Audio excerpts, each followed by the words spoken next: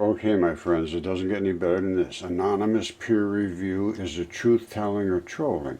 The reviewers of journal articles are hidden behind a curtain. They can get away with saying anything they want, and is it unethical behavior? Now, this is by Susan Carvalho.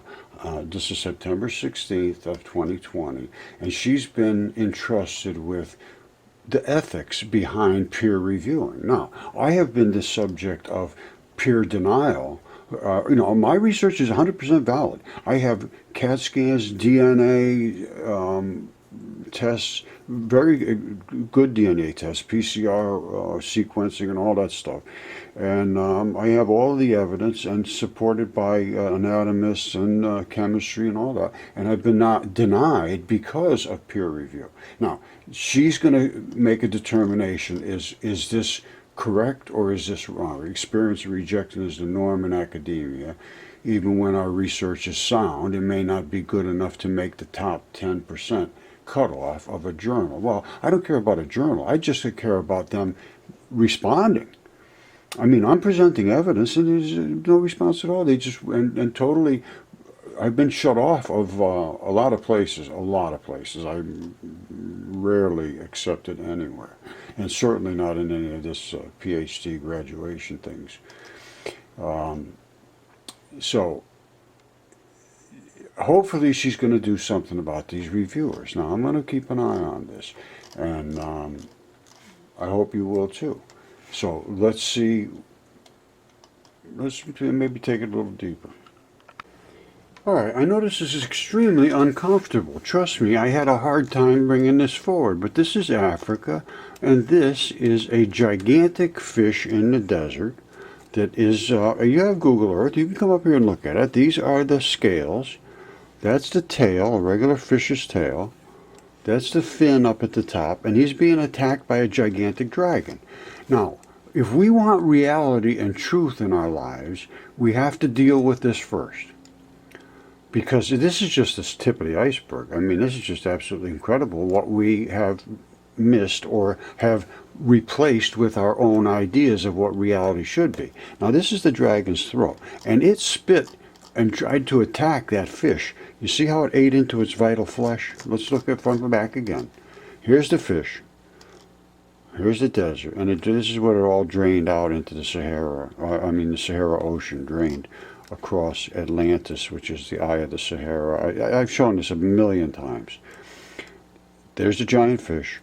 There's the attack from the giant dragon, 1,000 miles long, on its back, killing its vital flesh with some very, very, very noxious substance that you don't see just laying around here and there. And it came out, I've looked at this in so much detail for years. I've been showing it for years. It came out of these red and green injectors that are in the throat. You see them? It spit down all this nasty stuff into his throat, and then he spit it out at the fish. And then the throat goes right down, zip, and there's all the fluty-looking, flashy stuff on the side of a dragon. And these are the dragon scales in its throat, and that's the throat. And this is all, it's called the Draco or something. It's called a dragon Draco. And there's passages, I believe it's in the Bible or somewhere, it said that he will cut the dragon's throat with his great and mighty sword. And something cut the throat of this dragon, and it bled out here in the desert. Trust me, I went through this entire creature. It's got a cloaca. All right, the cloaca is right here. If you follow it through, you can go right through the whole digestive system and everything.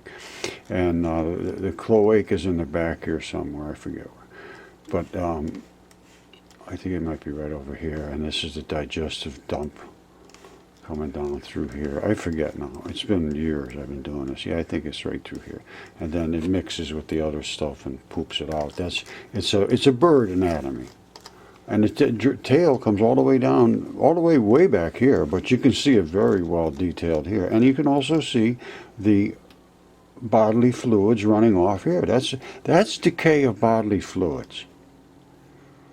All right, yeah, go to any coroner. A coroner will look at this and say, yeah, something died there, pretty big.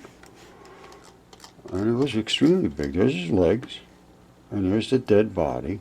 And all of this runoff here, the black and red is blood. The red is your red blood, and the black is the vein blood, which has already been depleted of oxygen. In us, it's blue and red. That's what it is, and I'm sorry. Now, she's in charge of truth. If we want truth, truth is truth. If it's uncomfortable, it's uncomfortable. It's still true. Now, if you can deny this truth and then deny the mud fossil giants that I have, which cannot be denied, they're DNA certified, they're CAT scanned, I get all of that stuff, every single thing. I got it right here somewhere. Here's the DNA reports. There was 3 of them done. One of them was from a fingertip that's 30.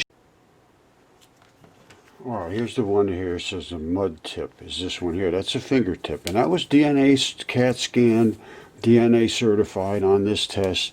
Anatomist looked at it, microscopy, chemistry, the whole 9 yards. No question what it is. And the lung is right here. And all this stuff was found very similar, close to each other. And they're gigantic ones and just our size. That's a human lung. Go to any anatomist will know that. And that's the depression of the heart in it's a left human lung. And it was certified human. You see how flat that is?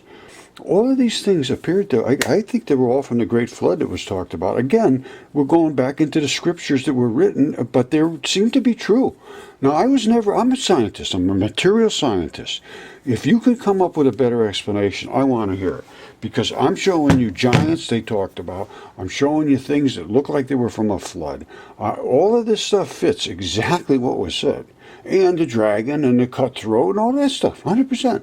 So if you want truth in reality in our land and our existence, you have to look at reality. Reality is reality. This was no 5-minute test. This took a couple of months to do, and it was PCR certified, 2 different regions, the mitochondrial cytochrome B gene and a D-loop region. And that's all they really tested for. And that's all I wanted to do. I didn't want to spend $1 million. I mean, it was still kind of expensive. It wasn't any $50, $100 test. I think it was like $650 it cost me to get this done. And it came with a kit, and there was 3 tests could be done in the kit. And he was very nice. It was really nice, and he did it, I think, like a cost. He was trying to be really helpful, and I think he got slapped for it. This is 5 years ago. And if he did, I'm really sorry. Because everybody, it seems like I'm kind of toxic to people. They don't like anybody interfering in what they say is fact, even though it's obviously not. It's totally wrong. Even this is a goose. This is the head of a goose. There's the feathers, and there's the back of his head, and the top of his head. The feathers. We have human heads. We have heads from creatures that nobody knows about. There's a neck. And the same thing here. I think it died like this in a flood. And it's laying flat like that. And the neck curved around, and then the tube of the neck ran off this way and snapped right off. That's where the neck was. You see the neck right there? This is not something silly. And it needs to be looked at. And if you want truth, you want truth. If you don't want truth, keep doing what you're doing. Because what you're doing is totally against the truth. And in my world, a professor and an institution that's taking money to teach people what is supposedly true should have the responsibility to investigate something that has DNA evidence, it has specimens, it has all kinds of attributions. And to not look at it, I say, is a fiduciary failure. And I think it's not really legal. I don't think they could just dismiss truth and say we want to teach something that's not true. Because right now that's what's happening. If you want to look at it, you can't know whether it's true or not. And I have the evidence to say it's true. So that's the fact, the way life is at the moment. And this girl is responsible for changing that. And I want to say, I will work with her. I'll help her. I'll show her. I'll stand behind every word I'm saying. I will not run. I will not hide. I will be so easy to find. which I have been for 10 years and years and years. You know, it's only been the last 8 or 9 years that I've really been slamming it this hard. But before that, it was just a cry in the woods. But, you know, once the internet started and all this YouTube stuff, I could make I started a Mudfossil University. I had to. Because of peer review. Now it's up to you, young lady, to do what you should be doing. If that is your honest way of doing things, and that is your obligation. If you've been assigned that as your duty, you should at least contact me, and we should at least investigate what I am saying. All right, and I'll put my email in the comments section. But this is up to you. It's been put in your lap. Big responsibility. Because your friends are having a very hard time with the truth. Which makes it very difficult for everybody involved to have confidence. You know, if they'd have come out and said, nobody ever expected this, let's take a look. But no, it was assaults for the last 8 or 9 years. And they came specifically from academia and from the educated. And I'm not, this is not something just I'm out saying, oh, look at this rock, it's a lung. Well, yes, I am. Look at this rock, it's a lung. I got stuff here that's absolutely unbelievable. And it's not believable by the average person. So, it's up to you, young lady. It's in your lap.